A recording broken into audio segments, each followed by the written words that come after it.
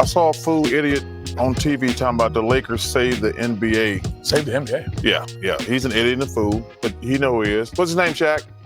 Which one are you talking about? Kendrick Perkins. Oh. He said the Lakers, first of all, the Lakers have had a great 2 weeks. Pause it right there.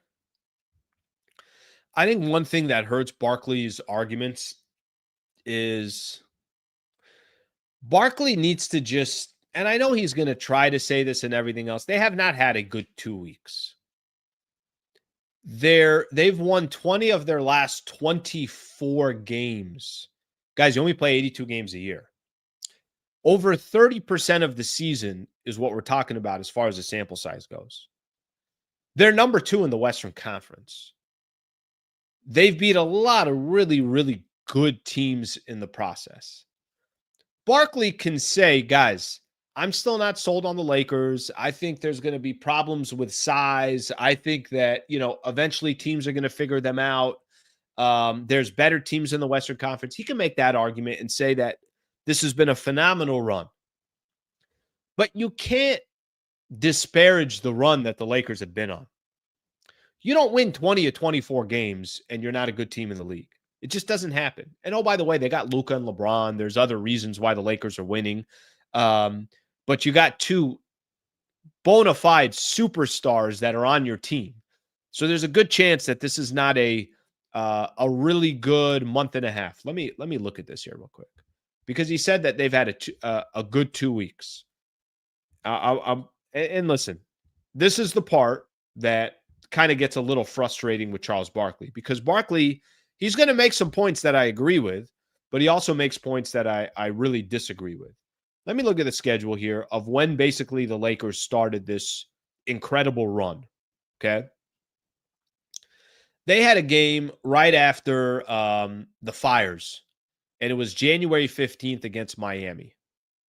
From there, they beat Miami, Brooklyn, lost to the Clippers. Beat Washington, Boston, Golden State, Charlotte, lost to Philly. Beat Washington, New York, Clippers, Golden State, Indiana, Utah, lost to Utah and Charlotte. Beat Portland, Denver, Dallas, Minnesota, Clippers, New Orleans, and New York. Guys, that's not 2 weeks. Do you know when I started that date? The date I started was January 15th. That's 7 straight weeks of really good basketball from the Lakers. And a lot of perspectives of, they didn't have many of their main players. They made a trade in between. I mean, it's one of the reasons why I think I'm more impressed by the Lakers than anything else. But Barkley, right out the gate, is hurting his argument just because of that. Let's keep going on Barkley. Let's take a listen. All right, let's take a listen. Said the Lakers save the NBA season. That's because them fools on the other network, which we're going to be working for next year, that's all they talk about.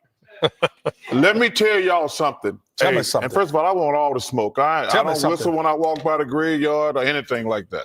I don't whistle when I walk by the graveyard. Right. I like that. Hey, one. man, I'm stealing that one. The Lakers are doing great. Got a long way to go. But the reason the season's been going great for the Cleveland Cavaliers and the Oklahoma City Thunder. Y'all just want to talk about the Warriors and the Lakers. They're both doing great. Don't get me wrong. If I turn out to be wrong, I got no problem with that. But y'all are idiots because y'all talk about the Lakers and the Warriors all the time. Y'all don't. The Cleveland Cavaliers have won 12 straight games. Stop right there for a quick second. Okay. This is one of the problems the NBA has. One of the problems that the NBA has is there's only one sport that I could think of off the top of my head where it doesn't matter the franchise, it doesn't matter the market, it's still going to get clicks and people are still going to be interested in it. That's the NFL. The NFL, you could have the Kansas City Chiefs or the Buffalo Bills or, you pick the market, and it doesn't have to be a top-notch market, and people are still going to watch the games. The Cincinnati Bengals, the Baltimore Ravens, the Pittsburgh Steelers. You can go through the NFL.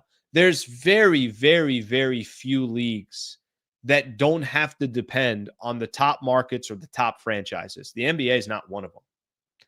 NBA has to depend on their top markets and their top franchises. That's just the reality of the NBA. Now, maybe if you want to make the argument, hey, listen, if ESPN spent more time covering teams like the Cleveland Cavaliers and the Oklahoma City Thunder, maybe that would change. Clearly, they're not going to do that. So I don't mind making a criticism. I think there's a lot of times, let me be point blank with everybody. Let me use First Take as an example, where Stephen A. Smith is and where Kendrick Perkins is. I don't watch First Take. It's not for me. I don't know what to tell you. It's not for me. Maybe if they were a little bit more creative on the topics like Barkley's talking about, or they continue to just kind of repeat the same thing over and over again, or they're having the GOAT conversation. Barkley goes into a rant there where it's all about the GOAT and this and that. It ain't for me. Maybe it's for other people, but it's not for me. I'll tell you the last time when I was into First Take, I was into First Take when Kellerman was there. I was a fan of Max Kellerman. I liked those conversations with Max Kellerman. I was a huge fan of Max Kellerman. Since Kellerman left, I really don't have. It's not for me, but that's okay. It doesn't have to be for me. What ESPN is going to do, they're going to try to go get the most clicks. That's part of their business model, right? You're going to, if you own a restaurant and this item is selling the most, and you know what you're going to keep doing? You're going to keep selling that item. That's just kind of the economics of how ESPN's model is going to be in any business out there. I get what he's saying about you talk about the Lakers too much. He's not wrong. You talk about the Knicks too much, or the Celtics too much, or Steph Curry and the Warriors too much. He's not wrong. But as long as those views are there, that's what they're going to do. That's the item that's selling.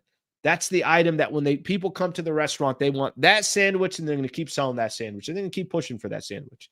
Let's keep listening to Charles on this. So Oklahoma City got the MVP, and they are on fire. Y'all are talking about who's in second place. That's the reason I get pissed. Hey, the Lakers are doing great. I don't mind being wrong. The Warriors are doing great.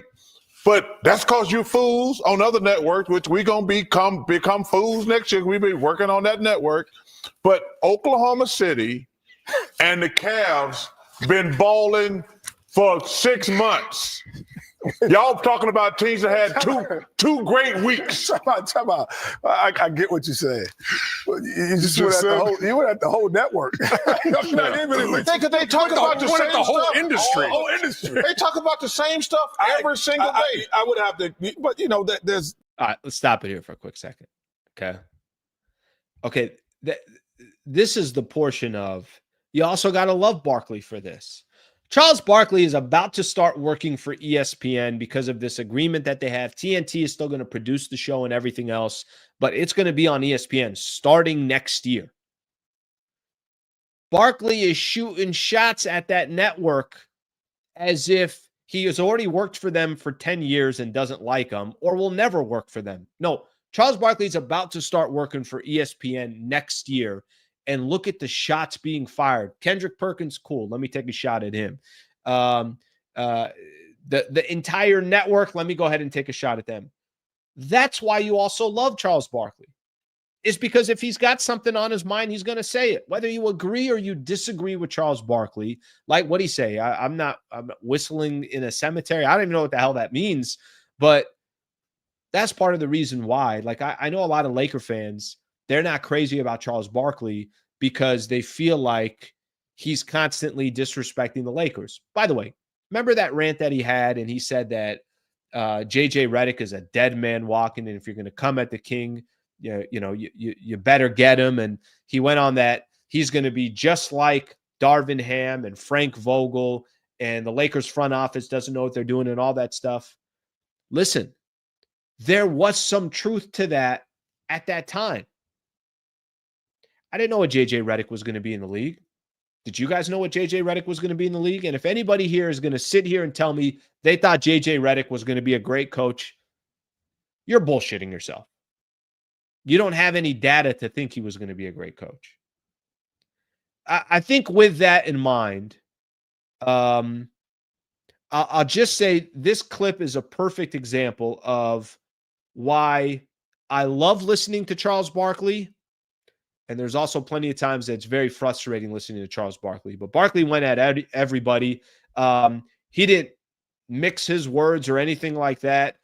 He went out of his way to make sure to point out who he liked and who he didn't like and everything else that he said. There was a tweet that came from Kendrick Perkins last night after all this, which was kind of funny because I'm not really sure what Kendrick Perkins was trying to do. I was in my head, I'm like, Kendrick, you want to fight Charles? Like, you're ready to go against Barkley? Maybe those are fighting words. Here's what Kendrick said. Hey, NBA TNT, you might want to tell that senior citizen Charles Barkley that I'll be around. When you see an idiot or fool in person, make sure he keeps that same energy. He can come playing with me if he wants, and I'm going to address his ass like the numbers on a house, straight from the 409 homeboy, and we bar none and fade all Texas boy. So I think they're going to fight. I think Kendrick Perkins' response basically was the equivalent of, hey, come meet me at the park, 3 o'clock after school, and it's going to be near the oak tree. Okay, I'll see you there at the oak tree. Okay, cool. You want me to bring anything? No, you're good. Bring a couple of friends. Just let's hype this thing up a little bit. All right, thank you very much for watching the clip. Just want to give a shout out here to one of our partners, the Wallace Firm. They are official injury attorney of the Sliwa Show and Hoops Talk, the entire channel. If you are ever in a need, and I hope you're not, but some type of serious injury with yourself or a family member of yours, I would like to personally help you by introducing you to the best in the business, Brad Wallace and the Wallace Firm. Also got a URL out here that you can use as well. Just go to wallacewins.com/Sliwa. Thank you for their partnership, and thank you for being a part of the Sliwa Show.